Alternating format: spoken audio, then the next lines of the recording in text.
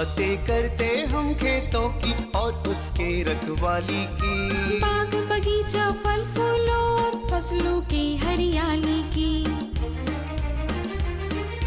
हम बीजों की बातें करते उत्तम जल संसाधन की, हम तकनीकी बातें करते फसलों के उत्पादन की। हर किसान का सपना सच हो जीवन सुखद बनाने को, गाँव-गाँव के हर आंगन का प्यारा सा ये दर्शन। कृषि दर्शन, कृषि दर्शन, कृषि दर्शन, कृषि दर्शन, कृषि दर्शन, कृषि दर्शन, कृषि दर्शन, कृषि दर्शन। बीज बो दिए हैं हमने, अब फसलें उग जाएंगी, हरे भरे जब ये हमारे खेतों में लहराएंगे।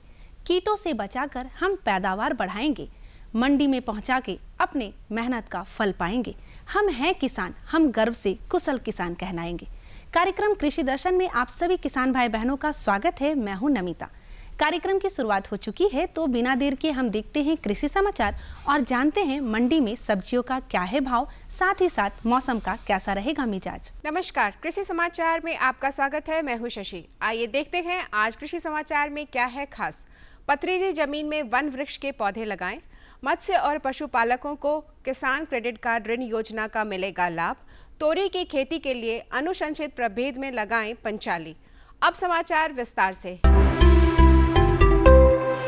किसान भाई, पथरीली जमीन में वन वृक्ष के पौधे काला शीशम, बेर, बेल, जामुन, कटहल, शरीफा और चारा फसल में ज्वार या बाजरा लगाएं। राज्य स्तरीय बैंकर समिति और कृषि मंत्रालय द्वारा मत्स्य और पशुपालकों को किसान क्रेडिट कार्ड ऋण योजना के लिए आवेदन आमंत्रित किया गया है। किसानों के आवेदन जमा होने के 15 दिनों के अंदर इसकी स्वीकृति और भुगतान की व्यवस्था की गई है। किसान भाई, धान वाली दोन एक जमीन में यदि बिचड़ा लग गया है तो बिचड़ा को काटकर ऊपर से लगाएं। दूसरी ओर उर्वरक की मात्रा को भी कम करें। दोन 2 और दोन 3 में दलहन, तिलहन में उड़द, मूंग, तिल, खरबूजा लगा सकते हैं। किसान भाइयों से यही सलाह है कि जो दोन एक ज़मीन है जिसमें धान होती है, उसमें यदि बिछड़ा है लग गया तो बिछड़ा को काट के ऊपर से लगाएं। उसका दूरी थोड़ा कम कर दें, रो टू रो और प्लांट टू प्लांट दूरी कम करें। उर्वरक का थोड़ा सा डोज को कम कर दें। दोन 2, दोन 3 में है उसमें दलहन और तिलहन जैसे कि मूंग है, उड़द है, तिल है, सरगुजा है, तो इन सब में जाएं। और प्री रबी पे हमको ज़्यादा फोकस करना होगा, तिलहन पे। और तिलहन को हम अर्ली यदि लगा लेते हैं तो वहाँ पे हमको तिलहन हो गया, मटर हो गया और सब्जी की खेती में डाइवर्ट होना पड़ेगा, तो हम इसकी पूर्ति कर सकते हैं। तोरी के खेती से अधिकाधिक उत्पादन लेने के लिए 5 किलोग्राम बीज प्रति हेक्टेयर लगाएं। कतार से कतार की दूरी 30 सेंटीमीटर और बीज से बीज की दूरी 10 सेंटीमीटर रखें। बेहतर उत्पादन के लिए अनुशंसित प्रभेद में T9, PT 303 पांचाली लगाएं। तोरी की खेती के लिए खेत की तैयारी करते समय कंपोस्ट 50 क्विंटल, नेत्रजन 25 किलोग्राम, स्फूर 25 किलोग्राम, पोटास 20 किलोग्राम खेत में मिलाएं। किसान भाई, बीजों को हिल पर बोने के लिए नवीन डिबलर नामक कृषि यंत्र का प्रयोग कर सकते हैं। इसकी कार्यक्षमता 3200 हिल प्रतिदिन है। आज की विशेष जानकारी है गोभी फसल के पौधों में हीरा पृष्ठ कीट के रोकथाम के बारे में। किसान भाई, गोभी फसल के पौधों में हीरा पृष्ठ कीट आरंभिक अवस्था में ही दिखते हैं, तो 1 ग्राम बीटी दवा को प्रति लीटर पानी की दर से मिलाकर घोल बनाएं और फसल पर छिड़काव करें। या गोभी का पौधा लगाने के 18 से 25 दिनों के बीच नीम निर्वेद दवा या 5% का फसल पर छिड़काव करें। इसके बाद भी हीरा पृष्ठ कीट का प्रकोप दिखे तो 10 से 15 दिनों के अंतराल पर दोबारा छिड़काव करें। याद रखें, गोभी के एक फसल मौसम में नीम निर्मित कीटनाशी का 3 से 4 बार ही छिड़काव करना चाहिए। और अब एक नजर राज्य के 5 प्रमुख शहरों के मौसम के मिजाज पर। आज राज्य के 5 प्रमुख नगरों के अधिकतम और न्यूनतम तापमान कुछ इस प्रकार दर्ज किए गए। रांची का अधिकतम तापमान 31 डिग्री सेल्सियस और न्यूनतम 24 डिग्री सेल्सियस। जमशेदपुर का अधिकतम तापमान 33 डिग्री सेल्सियस और न्यूनतम 26 डिग्री सेल्सियस। मेदिनीनगर का अधिकतम तापमान 35 डिग्री सेल्सियस और न्यूनतम 27 डिग्री सेल्सियस। देवघर का अधिकतम तापमान 33 डिग्री सेल्सियस और न्यूनतम 26 डिग्री सेल्सियस। धनबाद का अधिकतम तापमान 34 डिग्री सेल्सियस और न्यूनतम 26 डिग्री सेल्सियस दर्ज किया गया। कृषि समाचार में आज इतना ही। अगले दिन अगले अंक में फिर मुलाकात होगी कुछ ताज़ा तरीन खबरों के साथ। तब तक के लिए दीजिए इजाजत। नमस्कार, जोहार। अभी आप देख रहे थे कृषि समाचार, जहां खेती बाड़ी से जुड़ी ढेरों जानकारियां आपने ली। मंडी का भाव, मौसम का मिजाज, नीति, तकनीक, उपकरण के बारे में जाना और भी बहुत सारी बातें आपके साथ यूं ही करते रहेंगे, लेकिन उससे पहले लेते हैं ये छोटा सा विराम। भारत सरकार का हर प्रयास किसानों को दे रहा है एक नई आस। देश के किसानों की खुशहाली और उन्हें आत्मनिर्भर बनाने के लिए भारत सरकार समर्पित है। प्रधानमंत्री श्री नरेंद्र मोदी जी के नेतृत्व में कृषि क्षेत्र में किए गए निरंतर प्रयासों के फलस्वरूप देश खाद्यान्न व बागवानी के क्षेत्र में आत्मनिर्भर हो चुका है और देश में दलहन का उत्पादन भी बढ़ा है। इसी तरह भारत सरकार ने खाद्य तेलों के उत्पादन को बढ़ाने के भी अनेक प्रयास किए हैं। इसी क्रम को आगे बढ़ाते हुए माननीय प्रधानमंत्री श्री नरेंद्र मोदी जी के नेतृत्व में भारत सरकार ने दूरदर्शी निर्णय लेते हुए राष्ट्रीय खाद्य तेल मिशन ऑयल पाम की शुरुआत की है। इस मिशन से देश भर के किसानों को बहुत लाभ मिलेगा। कृषि के पूंजी निवेश में वृद्धि होगी, खाद्य तेल आयात पर देश की निर्भरता कम होगी और रोजगार के नए अवसर पैदा होंगे। खाने के तेल में आत्मनिर्भरता के लिए अब राष्ट्रीय खाद्य तेल मिशन ऑयल पाम का संकल्प लिया गया है। इससे किसानों को तो सीधा लाभ होगा ही, गरीब और मध्यम वर्ग के परिवारों को सस्ता और अच्छी क्वालिटी का तेल भी मिलेगा। यही नहीं, ये मिशन बड़े स्तर पर रोजगार का निर्माण करेगा। इस मिशन के अंतर्गत ऑयल पाम का रकबा और पैदावार बढ़ाने पर जोर देने के लिए सरकार ने 11,000 करोड़ रुपए से अधिक की सहायता राशि निर्धारित की है। मिशन के तहत सरकार ने ऑयल पाम की खेती के लिए रोपण आदि की सहायता में बढ़ोतरी करते हुए पहले मिलने वाले 12,000 रुपए प्रति हेक्टेयर को बढ़ाकर 29,000 रुपए प्रति हेक्टेयर तक कर दिया है। ऑयल पाम के पुराने बागों के पुनरुद्धार के लिए 250 रुपए प्रति पौधा के हिसाब से विशेष सहायता दी जा रही है। पौधारोपण सामग्री की कमी दूर करने और बीजों की पैदावार करने वाले बागों को भी सहायता दी जाएगी। इसके तहत 15 हेक्टेयर ऑयल पाम उद्यान के लिए 80 लाख रुपए तक की सहायता राशि दी जाएगी। इसके अलावा नर्सरी विकास के लिए 40 लाख रुपए तक तय किए गए हैं। पूर्वोत्तर और अंडमान राज्यों के लिए विशेष सहायता का भी प्रावधान है। ऑयल पाम के किसान ताजे फलों के गुच्छे यानी FFB का उत्पादन करते हैं, जिनकी वर्तमान में कीमतें अंतर्राष्ट्रीय मूल्यों में उतार चढ़ाव के आधार पर तय होती हैं। पहली बार केंद्र सरकार ताजे फलों के गुच्छे की कीमत के लिए किसानों को आश्वासन दे रही है।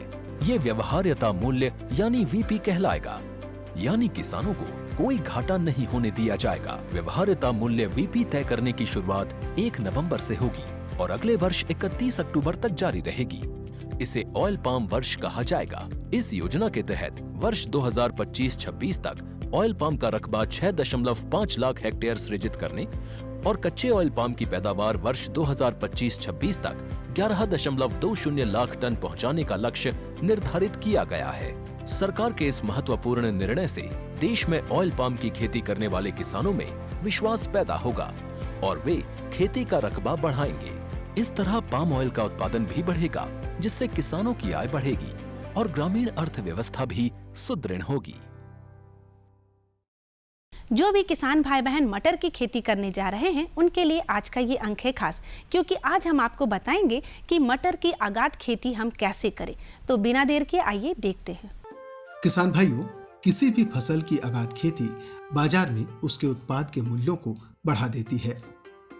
ऐसी खेती से किसान भाई अच्छा लाभ प्राप्त कर सकते हैं। किसान भाइयों, सितंबर का महीना अब आ ही चुका है। इस महीने में 15 सितंबर के बाद से मटर की आगाद खेती की शुरुआत की जा सकती है। इसके लिए उन्हें ऐसे खेत का चुनाव करना चाहिए जहां जल निकासी की अच्छी व्यवस्था हो। खेत की मिट्टी दोमट या बलुई दोमट हो तथा उसमें जीवांश पदार्थ की मात्रा भरपूर हो। किसान भाई यदि मटर का अच्छा उत्पादन लेना चाहते हैं तो वे जैविक खेती पर ज्यादा बल दें। मटर की आगाद खेती जनरली 15 सितंबर के बाद से शुरू हो जाती है। उस समय बारिश की भी संभावना रहती है, तो इसलिए किसान भाई वैसे खेतों का चुनाव करें जहां जल निकास की सुविधा उपलब्ध हो और जो खेत की मिट्टी हो दोमट या बलुई दोमट मिट्टी हो और उसमें जीवांश पदार्थ की मात्रा भी भरपूर हो। तो वैसे खेतों में मटर की आगाद खेती करने से किसान भाइयों को ज़्यादा फायदा होगा, उपज अच्छी मिलेगी। लगाने से पूर्व अगर किसान भाई चाहते हैं कि हमारा मटर अच्छा उत्पादन हो तो जैविक खेती पर ज़्यादा जोर दें, जैविक पदार्थ ज़्यादा उसमें यूज करें। उसके लिए जून के महीना में ढैंचा या सनई या चकवड़ जो होता है झारखंड में पाया जाता है घास के रूप में, उसको बो दें और वो 45 दिन का जब हो जाए तो उसी खेत में उसको जुताई कर दें मिट्टी पलट हल से या रोटावेटर से, तो वो सड़ के खाद बनेगा। उसके साथ गोबर खाद यूज करें, केचुआ खाद यूज करें, मुर्गी का बीट यूज करें, तो उससे आपको फसल बढ़िया मिलेगा। चलानी खाद भी यूज करना है लेकिन धीरे धीरे उसको कम करते जाए। यूं तो मटर के कई प्रभेद होते हैं, परंतु सब्जी मटर की आगाद खेती के लिए जवाहर मटर 3, जवाहर मटर 4, पंत मटर 3, पंत मटर 5, VL, अगेती मटर 7 एवं RKL प्रभेद अच्छे माने जाते हैं। इनका उत्पादन भी काफी अच्छा होता है। इन प्रभेदों की आगाद खेती करने पर इससे 8 से 9 टन प्रति हेक्टेयर उत्पाद प्राप्त किया जा सकता है। इसमें किसानों को इतना ध्यान देने की जरूरत है कि वे बीजों को लगाने से पहले उनका उपचार अवश्य करें। अगेती मटर के लिए जो सब्जी का जो मटर का प्रभेद है उसमें जवाहर मटर 3, जवाहर मटर 4 सब्जी के लिए है और पंत मटर 3, पंत मटर 5, VL अगेती मटर 7, RKL, ये सब प्रभेद हैं जिसको हम सब्जी अगेती प्रभेद के रूप में किसान भाई प्रयोग कर सकते हैं। और इन सब प्रभेदों की उत्पादन क्षमता बढ़िया से खेती करने पर 8 से 9 टन प्रति हेक्टेयर प्राप्त कर सकते हैं। उससे अच्छा खासा उनको इनकम हो जाएगा। और बीज को बोने से पहले जो बीज है उसको बीज उपचार करके ही लगाएंगे कि उससे बीमारी न लगे। जो मटर में बीमारी मुख्य रूप से लगता है डाउनी मिल्ड्यू और पाउडरी मिल्ड्यू, तो बीज उपचार करके लगाने से ये प्रॉब्लम उसमें नहीं आता है। मटर की आगाद खेती में बीज की मात्रा बीज के प्रभेद तथा तापमान पर निर्भर करती है। मटर की आगाद खेती से अच्छा उत्पादन लेने के लिए किसान भाई बीज से बीज की दूरी 10 सेंटीमीटर तथा पंक्ति से पंक्ति की दूरी 1 फीट बनाए रखें। लगाने के लिए जो मटर है लाइन से लाइन की दूरी जनरली 1 फीट रखते हैं और बीज से बीज की दूरी 10 सेंटीमीटर रखते हैं। लेकिन यहाँ पर मिट्टी की उर्वरता थोड़ा सा कम है झारखंड में, क्योंकि इसमें ह्यूमस की मात्रा कम है, कार्बनिक पदार्थ की मात्रा कम है। इसलिए किसान भाई जो जनरली प्रैक्टिस है उन लोगों का, हम लोग खेल में जाते हैं देखते हैं, तो वो 20 से 25 सेंटीमीटर की दूरी पर लगाते हैं लाइन से लाइन की दूरी, और बीजा का दूरी जो है 7 सेंटीमीटर कर देते हैं। दूरी घटा देने से क्या होगा कि पौधा की संख्या थोड़ा बढ़ जाता है, क्योंकि पौधा का बढ़वार अच्छा नहीं होगा तो उपज अच्छा नहीं मिलता है। और गैप फिलिंग किसान भाई यहाँ का नहीं करते हैं। जैसे बीज बोए जगह खाली रह जाता है तो घना बो देने से उसका भरपाई हो जाता है, तो उपज में जो कमी होता है वो पूरा हो जाता है। मटर की फसलों में कई बीमारियों का खतरा भी बना रहता है। इन फसलों के लिए डाउनी मिल्ड्यू और पाउडरी मिल्ड्यू अधिक नुकसानदायक होते हैं। डाउनी मिल्ड्यू में पत्तियां नीचे की ओर झुक जाती हैं तथा पीली पड़ जाती हैं, जबकि पाउडरी मिल्ड्यू में पत्तियों पर धूल जैसे सफेद पाउडर लग जाते हैं। अतः ऐसे में पाउडरी मिल्ड्यू से फसलों को बचाने के लिए सल्फेक्स नामक दवा का प्रयोग करना चाहिए तथा डाउनी मिल्ड्यू से बचाव के लिए एंडोफिल M45 प्रभावी होते हैं। इन फसलों को एफिड्स भी प्रभावित करते हैं। इनसे बचाव के लिए रासायनिक तथा जैविक कीटनाशक का प्रयोग करना बेहतर होता है। फसल लगाने के बाद किसानों को बीच बीच में जो अपना फसल है उसका देखरेख करना चाहिए और फसल की पत्तियों को विशेष रूप से ध्यान रखें कि उसमें क्या परिवर्तन आ रहा है। जनरली जो पौधा स्वस्थ होता है उसकी पत्तियां हरी भरी ताज़ी देखने में अच्छी लगती हैं। लेकिन जब उसमें कोई परिवर्तन हो रहा है, पत्ती में धब्बा बन रहा है, पत्ती पीला हो रही है, तो उसमें कुछ समस्या आ गई है। तो जो पाउडरी मिल्ड्यू बीमारी होता है उसमें देखेंगे पत्तियों के ऊपर पाउडर जैसा परत जम जाता है। सबसे नीचे ज़्यादा पहले जमेगा, फिर ऊपरी परत पर भी जम जाएगा, तो वो पाउडरी मिल्ड्यू बीमारी है। और डाउनी मिल्ड्यू में पत्ती पर पीला पीला धब्बा होगा, चकत्ता टाइप बनेगा, तो पत्ती पीला होकर मुरझा के पौधा सूखने लगेगा। तो ये सब बीमारी से बचने के लिए बाज़ार में सब फंजीसाइड आता है, फफूंदीनाशक दवा। पाउडरी मिल्ड्यू के लिए सल्फेक्स या सल्फर दवा आता है, वो 3 ग्राम 1 लीटर पानी में घोल के उसका छिड़काव कर देंगे तो वो बीमारी दूर हो जाएगा। डाउनी मिल्ड्यू के लिए सिंपल इंडोफिलियम 45 जो दवा आता है मैंकोजेब से बाजार में मिलता है, उसको भी 1 लीटर पानी में 3 ग्राम घोल के स्प्रे कर देंगे तो वो डाउनी मिल्ड्यू बीमारी भी ठीक हो जाएगी। मटर की अगाध खेती में सिंचाई की अहम भूमिका होती है। बुआई के वक्त यदि खेतों में पर्याप्त नमी नहीं हो तो हल्की सिंचाई करना बेहतर होता है। बाद में यदि मिट्टी सूखी हो तो ऐसी अवस्था में सिंचाई करना अनिवार्य हो जाता है। सिंचाई जनरली फसल में मिट्टी में, जैसे मिट्टी खेत में जाए, खेत की मिट्टी को उठाएं और उसको हाथ से लड्डू बनाएं उसको और ज़मीन पर गिरा दें। जब वो फूट जाए पूरा, गिरने के बाद फूटे नहीं तो मिट्टी में नमी है, तब सिंचाई की जरूरत नहीं है। जब पूरा वो फूट जाए, भरभरा मतलब धूल टाइप हो जाए, तो उसमें नमी की ज़रूरत है। उसके आधार पर देख के समय अनुसार, वैसे जनरली हफ्ता दिन पर यहाँ के किसान लोग सिंचाई करते हैं, लेकिन अब कोई मिट्टी में थोड़ा सा ह्यूमस का मात्रा ज़्यादा है तो उसमें ज़्यादा दिन पर सिंचाई की ज़रूरत पड़ता है, और जिसमें ह्यूमस का मात्रा कम है उसमें जल्दी से सिंचाई देना पड़ता है। तो नमी उचित रहने से पौधा का बढ़वार अच्छा होता है, फलन अच्छा होता है। मटर एक ऐसी फसल है जिसकी अगाध खेती कर किसान भाई अच्छा लाभ कमा सकते हैं। विशेषज्ञों की सलाह पर यदि वे अमल करें तो इससे मटर की गुणवत्ता भी अच्छी होगी और इसका उत्पादन भी अच्छा होगा, जिससे किसानों का मुनाफा बढ़ेगा। बरसात के मौसम में दुधारू पशुओं का रखना पड़ता है खास ध्यान, तो आज हम आपको इसके बारे में भी बताएंगे। तो बिना देर के आइए देखते हैं। किसान भाइयों, यूँ तो बरसात का मौसम किसानों के लिए वरदान साबित होता है, परंतु ये मौसम उन लोगों के लिए चुनौती भरा होता है जो पशुपालन के व्यवसाय से जुड़े होते हैं। ऐसे मौसम में दुधारू पशुओं को विशेष देखभाल की जरूरत होती है। इस मौसम में उन पशुओं में जीवाणु जनित रोग होने की संभावना बढ़ जाती है, अतः ऐसे में उनके आवास, खान पान तथा उनकी साफ सफाई पर विशेष ध्यान देने की जरूरत होती है। फिनाइल तेल से साफ सफाई करेंगे गौशाला को, उसमें फॉर्मेलिन से भी साफ करेंगे। एक ही चीज़ से हम रोज दिन हम साफ गौशाला को नहीं करेंगे।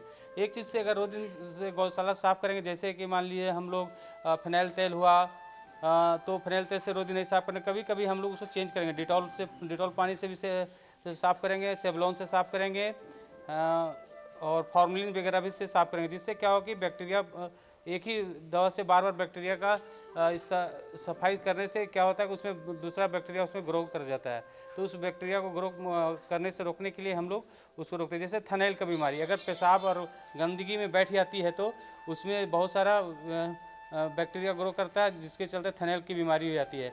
आप देखिएगा कि थनैल की बीमारी में हो जाता है तो उससे क्या होता है कि गाय दूध देनी बंद कर देती है, एवं उसमें मोटा मोटा दूध आने लगता है और वो बदबूदार हो जाता है, गंदगी हो जाता है, उसको हम लोग इस्तेमाल नहीं कर सकते हैं। गौशाला का प्रबंध हम लोग टाइम से खाना खिलाएंगे, टाइम से दूहेंगे, साफ़ सफाई पर विशेष ध्यान देंगे, और उसका मिनरल मिक्सचर वगैरह भी हम लोग प्रत्येक गाय को 50 से 60 ग्राम के बीच में देंगे। जिससे क्या होगा कि गाय स्वस्थ रहेगी और उसमें जितना भी कैल्शियम, आयरन, जिंक, क्वाल्ट, मैग्नीशियम की कमी रहती है वो पूरा हो जाएगी। इस मौसम में दुधारू पशुओं के लिए भोजन की भूमिका बढ़ जाती है। ऐसे मौसम में हरा चारा सर्वत्र उपलब्ध होता है, अतः उन्हें संतुलित मात्रा में हरा चारा खिलाना उनके लिए लाभदायक होता है। इससे उनमें पेट संबंधी बीमारी होने का खतरा कम हो जाता है। ऐसे मौसम में पशु चारा पानी के संपर्क में आने से खराब हो सकते हैं, अतः इन्हें सुरक्षित स्थान पर रखने की जरूरत है। हम लोग संतुलित आहार में उसको हरा चारा को इस प्रकार देंगे, 1/3 सूखा चारा देंगे और 4th भाग जो 3rd भाग जो बचेगा उसको हम लोग हरा चारा में देंगे। जैसे घास, बरसीम घास, लूसन ग्रास और नेपियर ग्रास, ये सबको मिला करके एक साथ देंगे। उसके बावजूद भी हम लोग कैल्शियम जरूर देंगे, 50 से 60 ग्राम के बीच में प्रत्येक दिन एक एनिमल को जरूर देंगे। जिससे क्या होगा कि उसमें कोई बीमारी वगैरह नहीं आएगा और उसका शरीर में जितनी भी कमी मिनरल, आयरन, क्वार्ट, जिंक, मैग्नीशियम का कमी होगा वो पूर्ति होगी। बरसात के मौसम में इस बात पर विशेष ध्यान देने की जरूरत है कि गौशाला की भूमि गीली ना हो। ऐसा करने से उन्हें कई बीमारियों से बचाया जा सकता है। भूमि गीली होने से उनमें बैक्टीरिया के पनपने की संभावना बढ़ जाती है, जिससे दुधारू पशुओं में थनैला, एफएमटी, एचएस आदि जैसी बीमारियों का प्रकोप हो जाता है। अतः गौशाला की भूमि को सूखी बनाए रखनी चाहिए तथा उसे हवादार बनाए रखना चाहिए। किसान भाइयों, बरसात के सीजन में गौशाला को हम लोग साफ सुथरा रखने का कोशिश करेंगे, जिससे क्या होगा कि उसमें पूरब की ओर से जो रोशनी आती है तो गौशाला में पड़ना चाहिए, खुला होना चाहिए, और पश्चिम की तरफ भी खुला हुआ होना चाहिए। उधर कोई भी पेड़ पौधा नहीं रहने से क्या होता है कि उसमें सनलाइट डायरेक्ट पड़ता है। सनलाइट पड़ने से उसमें जितने भी बैक्टीरिया वगैरह रहता है वो मर जाता है और वो सूख भी जाता है। सूख जाने से उसके गौशाला सूख जाने से उसमें किसी तरह कोई बीमारी नहीं आती है। यदि नहीं सूख पाती है तो उसमें बहुत सारा बैक्टीरिया ग्रो करता है, जिसके वजह से थनैल बीमारी हो सकता है आपको, फिर आपको एफएमडी बीमारी हो सकती है ना, एचएस हो सकता है, बीक्यू भी हो सकता है। तो हम लोग सूखा जगह पे ही रखेंगे और गौशाला को ऑलवेज हवादार में रखेंगे। बरसात के सीजन में उसको ध्यान देना है कि उस रूम को ज़्यादा भीगने ना दें। बरसात के मौसम में गर्भवती पशुओं के अलावा बछड़ों की भी खास देखभाल की जरूरत होती है। गर्भवती पशुओं के भोजन में हरा चारा के अलावा कैल्शियम को सम्मिलित करने की जरूरत होती है। इसी तरह बछड़ों के भोजन में अनाज का दर्रा, चोकर, मछली का चूरा, मूंगफली की खल्ली, लवण तथा नमक के मिश्रण को सम्मिलित करना उसके स्वास्थ्य के लिए लाभदायक होता है। गर्भवती पशु को ध्यान देना ये है कि उसमें हरा चारा तो देना ही देना है, पर उसमें कैल्शियम की मात्रा को बढ़ा देना है। जैसे अब अंतिम मूवमेंट में है, 1-1.5 महीना बचा हुआ रहेगा, तो कम से कम उसको हम लोग 100 से 150 ग्राम के बीच में जरूर देंगे, हरा चारा के साथ मिला के देंगे, या उसमें पियाव के रूप में हम लोग देंगे, ऑस्टो कैल्शियम देंगे, जिसको शरीर मजबूत करने के लिए केवल एग्रीमेंट फोर्ट देंगे। इस तरह का कैल्शियम का हम लोग इस्तेमाल करेंगे, जिससे क्या होगा कि उसकी शरीर मजबूत रहेगी। बरसात के मौसम में दुधारू पशुओं में जीवाणु जनित रोगों का खतरा अधिक होता है, अतः इनसे बचाव के लिए इनका सही समय पर टीकाकरण कराना अति आवश्यक हो जाता है। पशु चिकित्सकों की सलाह पर इन्हें कृमिनाशक दवा देना भी उनके स्वास्थ्य के लिए अच्छा होता है। क्षेत्र किसानों को यही संदेश देना चाहते हैं कि समय से टीकाकरण कराएं, जिससे कि आपका पशु में किसी तरह का कोई भी बीमारी नहीं आवे। जैसे खुरा चपका का हो गया, HSBQ का हो गया, एंथ्रेक्स का हो गया, ये सब बैक्टीरिया आपको बीमारी के लिए हम लोग टीकाकरण टाइम से कराएं। किसान भाइयों, बरसात का मौसम अभी गया नहीं है, अतः ऐसे में पशुपालक अपने दुधारू पशुओं को सुरक्षित रखने के लिए उनके भोजन, आवास तथा उनकी साफ सफाई पर विशेष ध्यान दें। ऐसा करने से वे अपने पशुओं को इस मौसम में होने वाली बीमारियों से बचा सकते हैं और उनसे लाभ भी कमा सकते हैं। देखा ना किसान भाई बहनों, दुधारू पशुओं का ध्यान रखने के लिए हमें इन सभी बातों पर खास ध्यान देना है। समय समय पर उन्हें टीकाकरण भी करने हैं और उनके रहने वाले आवास का भी हमें उचित प्रबंधन करना है। आज के अंक में इतना ही, क्योंकि समय हो गया है आपसे विदा लेने का। अब आप हमें दीजिए इजाजत, ताकि अगले अंक में फिर से हम आपसे यूं ही बातें कर सके।